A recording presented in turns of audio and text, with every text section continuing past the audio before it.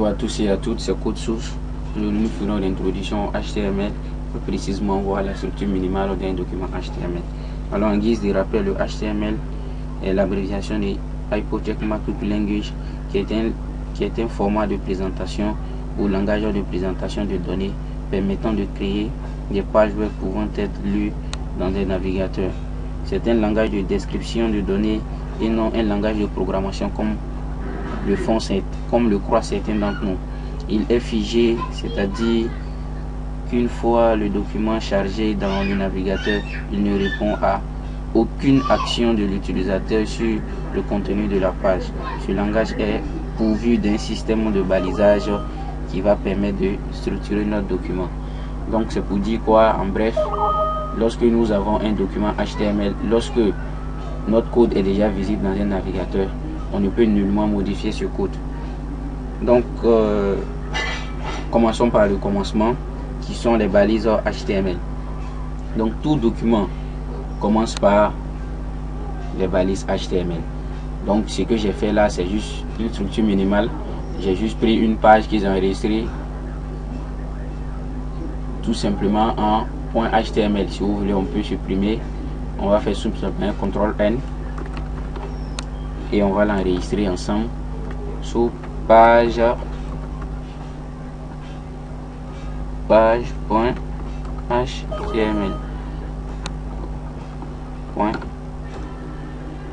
Ok, on me dit ça existe, on va bien le garder et nous verrons une première balise. Alors pour écrire les balises, nous avons toujours, commençons par le signe chevron ouvrant. On écrit à l'intérieur HTML chevron fermant, et l'HTML est une balise double. Ce sont des balises que nous verrons dans d'autres chapitres, et on doit fermer le HTML par un chevron ouvrant, un slash, le mot HTML et un chevron fermant. Vous voyez que dès que le chevron est fermé, il y a un trait qui nous montre que la balise HTML est bel et bien fermée. Donc en ce qui concerne la balise HTML, c'est un élément que l'on va ajouter au texte de départ pour dire au navigateur de quelle manière l'afficher. Elle n'est pas affichée telle qu'elle est dans le navigateur, mais elle est interprétée par celui-ci. Donc elle est toujours délimitée par les chevrons ouvrant et fermant. Cela est très important. N'oubliez jamais de mettre les chevrons ouvrant et fermant. Surtout là, nous avons la balise d'ouverture. Si vous voulez, on va écrire la ouverture, et ici nous avons la balise de fermeture. On a la balise fermante si vous voulez. Donc ouverture, fermeture. Donc cette balise là permet de fermer la balise qu'on a ouverte là en haut. Donc toujours concernant la structure minimale d'un document, avant d'y arriver, il faut savoir que les balises HTML peuvent comporter de 0 à plusieurs attributs. Alors qu'est-ce qu'un attribut? Un attribut est une information complémentaire qui caractérise les balises. Il se présente sous forme de nom de l'attribut, nom attribut égale valeur. Donc nom attribut, on lui donnera une valeur. Généralement toujours avec le HTML, vous verrez toujours, très souvent dans les documents, vous verrez ici l'attribut lang, tout simplement, qui n'est rien d'autre que la langue. Donc on va niveler l'ouverture.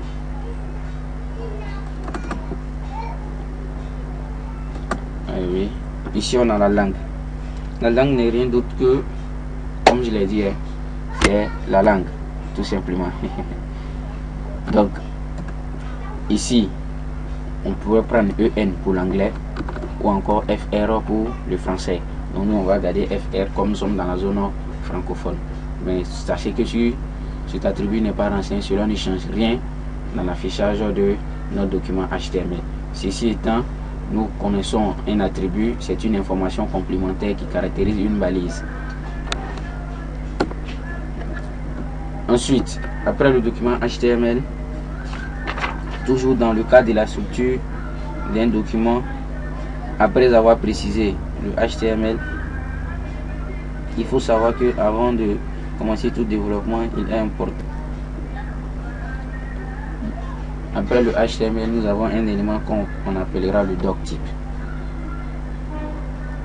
Toujours le même principe.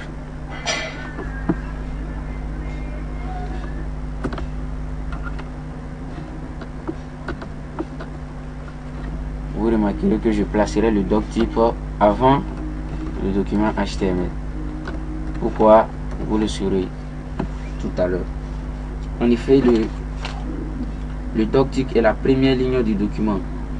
C'est une balise indispensable pour conserver la compatibilité du rendu de votre page sur les différents navigateurs modernes tels que Firefox, Google Chrome, Baidu, Internet Explorer et autres. Donc avec le doctype, après le doctype vient les balises HTML comme je l'ai bien précisé ici. Mais tout d'abord, pour revenir sur le doctype c'est d'une part à déclarer quelle langue, grammaire ou nom d'application ou nom qu'on applique à notre page. Donc comme vous voyez ici, le doctype va nous permettre de déclarer la langue, la grammaire utilisée et encore la norme que nous souhaiterons appliquer à notre page.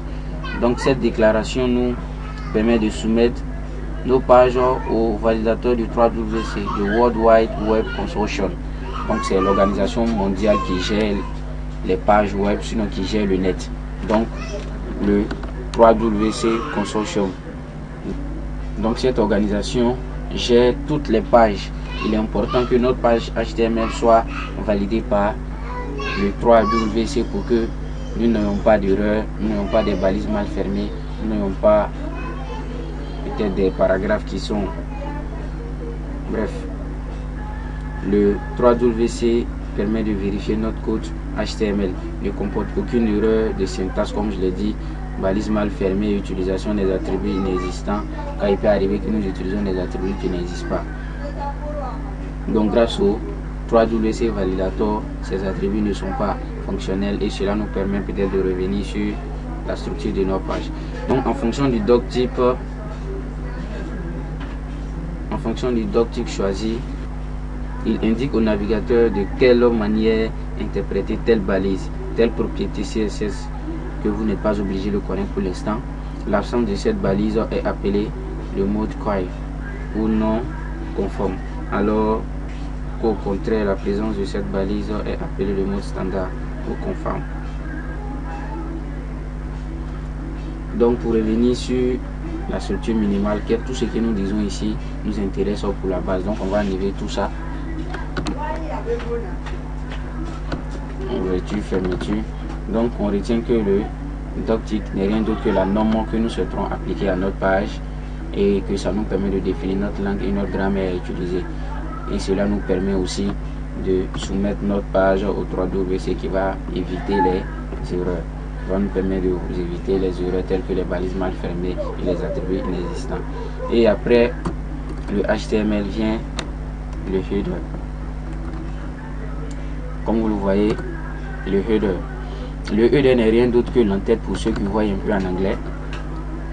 Et le header a deux balises imbriquées en elle, c'est-à-dire deux balises qui seront en son sein, telles que la première balise qu'on va appeler le title. Le title n'est rien d'autre que le titre de notre page. Vous voyez que ce titre-là sera présenté dans la barre de navigation de nos utilisateurs. Voilà. Ouais.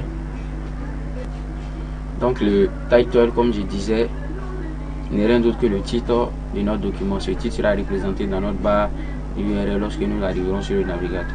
Donc comme titre, on peut donner ma page, bien ma première page. La première page. Et à côté du title, nous avons les méta. En effet, les méta sont des éléments qui permettent d'assurer le référencement de notre site. Donc grâce aux méta, nous pouvons donner un auteur. Il existe deux types de méta, les méta équipe et les méta content. Pour l'instant, nous ferons que appliquer en attribuant un attribut à notre balise méta. On verra après s'il y a lieu qu'on fasse un chapitre spécialement sur les méta pour que vous compreniez leur importance. Mais sachez que le méta ici, nous lui donnerons un attribut char7. Le char7, et non, voilà le char7 UTF8, UTF-6-8. Donc le UTF8 va nous permettre de gérer à travers le HTML5, permet de gérer tous les accents, car comprenez que les balises sont en anglais. Donc dans la zone francophone, les Anglais n'utilisent pas les accents, alors que dans la zone francophone, les accents sont utilisés. Donc le char7 UTF va nous permettre de gérer les accents graves, les accents aigus, les signes, les caractères spéciaux et tout ça. Et ceci étant, nous allons rentrer dans le corps du document qui est le body. Donc le body, c'est la partie centrale de notre document. Tout ce qui sera écrit dans le body sera visible par nos utilisateurs. Donc si nous souhaiterons ajouter un menu, ajouter des textes, ajouter des paragraphes, des chapitres, des titres, mettre des bordures, mettre des carreaux, tout ce que nous voulons en fait, des images, des vidéos, des audios qui seront visibles et utilisés par nos utilisateurs. Ces différents éléments doivent être entre les balises body. Donc pour récapituler, nous avons le HTML, tout d'abord le doctype qui permet d'assurer la norme de notre page, la langue ou encore la grammaire. La balise HTML par contre montre au navigateur que c'est un document HTML, et ici il est suivi d'un attribut qui est la langue. Comme nous sommes dans la zone francophone, nous prenons FR. Pour ceux qui sont dans la zone anglophone, nous prenons EN. Et ensuite nous avons le header. Le header, c'est l'entête du document. À son sein, nous avons deux balises. Les balises title qu'on ouvre là et qu'on ferme. Et le titre est écrit entre les deux. Donc les balises title permettent de donner un titre à notre page. Ensuite nous avons le méta. Le méta n'est rien d'autre que l'encodage de notre web, de notre page web. Donc l'encodage, c'est pour pouvoir gérer tous les accents, les caractères spéciaux et autres. Donc n'oubliez jamais la valeur UTF-8. Donc cette valeur là, comme je l'ai dit, va nous permettre de gérer nos accents. Il y a encore plusieurs tels que auteur qui permet de donner un auteur, text description qui va permettre de donner la description de nos pages, mais nous y reviendrons dans un autre chapitre, dans une autre vidéo.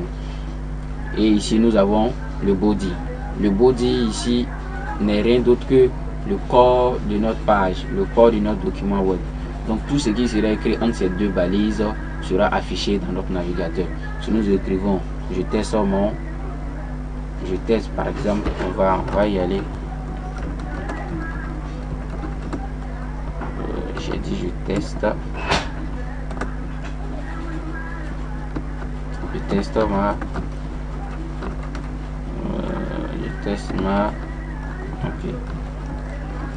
ma première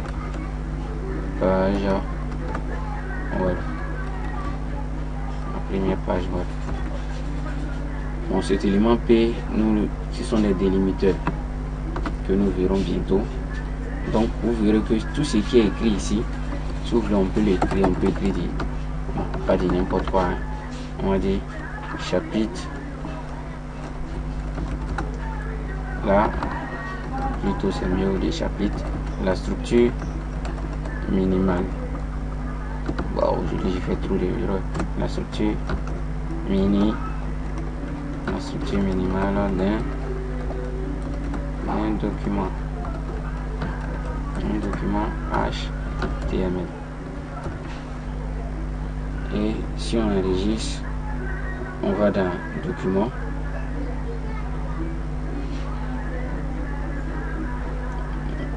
on va chercher, ok, c'était page. On voyait que tout ce qui a été écrit est retrouvé là, mais on va ouvrir notre navigateur Firefox pour pouvoir voir le résultat. Et ici nous avons je texte ma première page. La structure minimale d'un document HTML. Et ici, vous voyez, on a ma première page. Ma première page ici n'est rien d'autre que ici, comme vous voyez, ma première page n'est rien d'autre que le titre de notre page. Donc le title, tout ce qui sera écrit dans le title sera représenté dans la barre des titres de notre navigateur. Et ici, dans l'URL, c'est-à-dire le champ de saisie, on retrouve le chemin de notre document. Où notre document est placé, comme vous voyez, file G, user, nous, ainsi de suite. Et ici, vous voyez, ça ce sont les balises délimiteurs, les balises montrant à notre navigateur que c'est un codeur HTML. Ensuite, le header, on a le title, le meta qui permettra d'assurer. Donc ici, on va essayer de... Donc ici, tous les accents seront assurés grâce à l'UTF-8. Et ici, on a le body. Vous voyez que tout ce qui est écrit dans le body, ici on a un élément qu'on a écrit dans un élément P.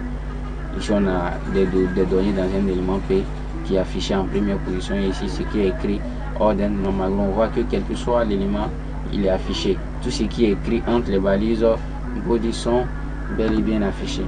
Donc voilà la structure minimale d'un document HTML. Tous vos documents HTML doivent être présentés sous cette forme. C'est valide, c'est conforme au 3WC. Tout d'abord le doctype, ensuite les balises HTML ouvrant fermante qui va contenir tout ce code, et ensuite on aura le header qui dans son sein le titre et l'encodage. Ensuite nous avons le body qui va gérer toute la partie visible de notre page web par l'internaute. Et ici prend fin ce tuto. Si vous avez aimé, je crois que nous avons fait près de 18 minutes. Donc si vous avez aimé, n'hésitez pas à vous abonner à ma chaîne, de poser des questions pour plus de renseignements sur la page minimale. Sur ce, je vous souhaite une bonne pratique et je vous souhaite une bonne journée. Sur ce, à plus. Ciao, ciao, si Dieu le veut.